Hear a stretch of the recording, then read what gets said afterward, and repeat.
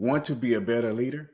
Well, in this video, I'm going to show you 5 very doable steps that you can take to be a more effective leader and be the best that you can for your team.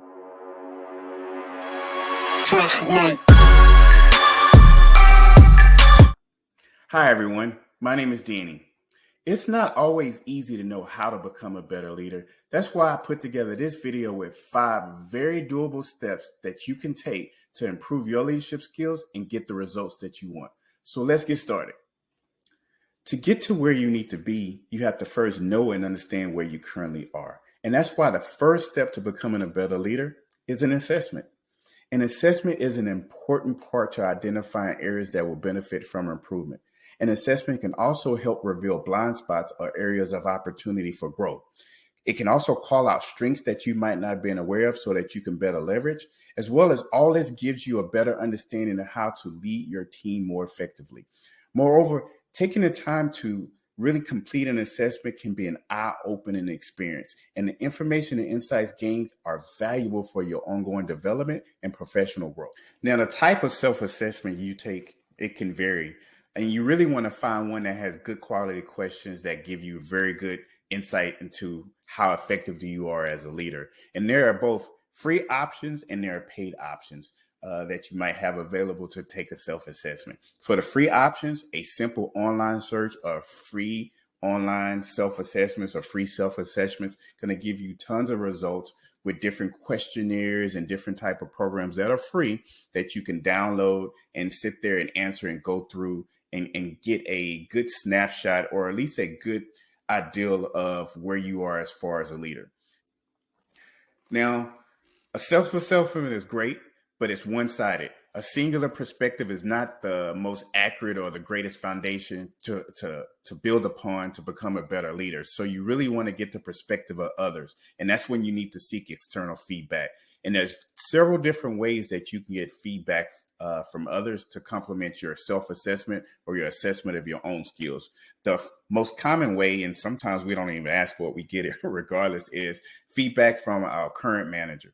You can also seek feedback from previous managers because these are the people, these are the leaders who should have the experience that you want to gain. They should have the knowledge and expertise that you want to get to. And these are the ones that see you on a day-to-day basis. So they're probably the ones that you want to make sure that you go to and that you leverage on how to get better or to take assessment of your skills so you can get better.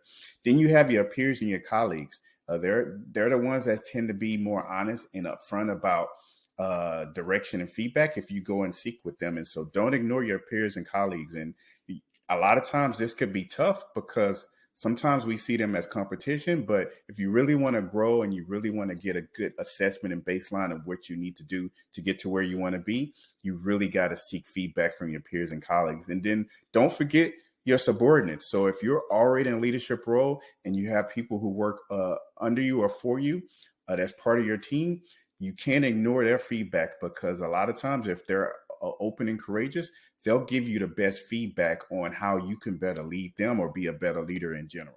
If you want to learn more about assessing your leadership skills, check out my video, The Ultimate Guide to Leadership Skills Assessment, where I provide more information and guidance about how to thoroughly and effectively assess your leadership skills. After completing the assessment phase, the second step is act on the assessment results, the development plan. Now, your development plan is a roadmap to get you from where you are now to where you want to be. And unfortunately, I've seen way too many managers either not take the time to build a development plan, or they build a plan just to check off a box and then forget about it. That's not fair to yourself, and it's not fair to those that you lead. Think about that. Creating a development plan at times can seem very challenging, but it doesn't have to be. All you simply want to do is take the information from your assessment and follow these steps. List the behaviors that you identify that need to stop. Then you want to make sure you identify and list the behaviors that you don't have that you want to start. Third, you want to identify the skills that you need to learn or the skills that you need to improve and work on, as well as you want to be able to, fourth, list your strengths and find out ways that you can better leverage those or capitalize on those. And then finally, you want to make sure you You align out activities, tasks, things that you can do, experiences that you can get to help you accomplish those 4 previous steps. Now, if you want more information on how to build an effective personal development plan for leaders, check out my video, Leadership Development Plan, How to Create a Roadmap for Success. So at this point in time, your assessment has been completed. Your development plan is in place. Now, step 3 to becoming a better leader is gain the knowledge and build a skill. This is all about getting the work to learning and growing. It's about executing on those activities, those tasks, getting those experiences that you laid out in your development plan, and making sure that you put in the work to get to where you need to be. The 4th step on the path to being a better leader is finding role models and mentors. The best way to become the type of leader that you want to be is to emulate and copy those leaders that are already where you want to be. Find leaders you want to be like and study them. Emulate them. If possible, interact and engage with them. And at all costs, make them your mentors. Well, not at all costs, but if possible, reach out to them to see if they'll be willing to be your mentor or coach to help you on your path to being a better leader. And the 5th step to the path of becoming a better leader is reassess, tweak, and update. Yes, rinse and repeat. I say all the time that leadership is a journey, not a destination. And so what do I mean by that? I mean that you got to continually put in the efforts to go through and work on being a better leader.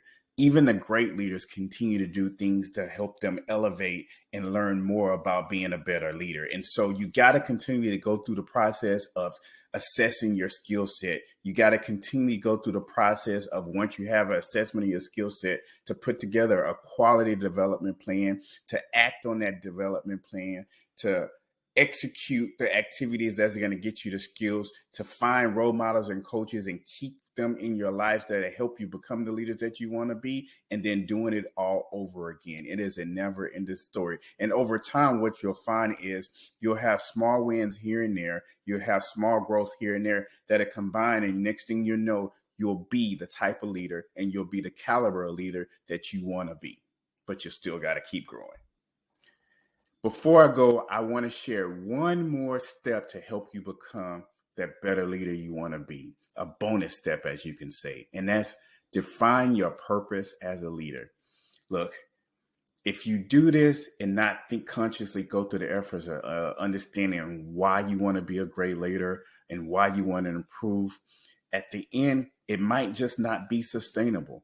And so I encourage you to make sure that you do some self-reflection, not self-assessment, but self-reflection, and truly understand why you want to be a leader. What's motivating you to be a better leader? Who do you want to help? Who do you want to benefit? What are the outcomes if you achieve being the best possible leader possible? And use that as your purpose, as your drive, as your motivation, as your energy. And if you do that, your focus will be there, your determination to come through. And then next thing you know, you're manifesting greatness in the leadership role. And there you go. The 5 steps to get you on the path to being a better leader. Starting off with 1, assessment. 2, act on the assessment results. 3, gain the knowledge and get to building skills. 4, role models, mentors, and coaches. 5, reassess, tweak, and update. And your bonus step, number 6, make sure you define your purpose as a leader. If you want to find out more information and get more clarity on how to do the assessment part, we made this video for you called The Ultimate Guide to Leadership Skills Assessment. Be sure to check it out. Thank you so much for watching our video. Hope you always find value from your experiences with Novice Leader, and never forget, you are the leader you choose to be. Side of this, if you're able to answer them openly, honestly, and openly, where they hold you accountable and kind of give you some inspiration and nudges along the way.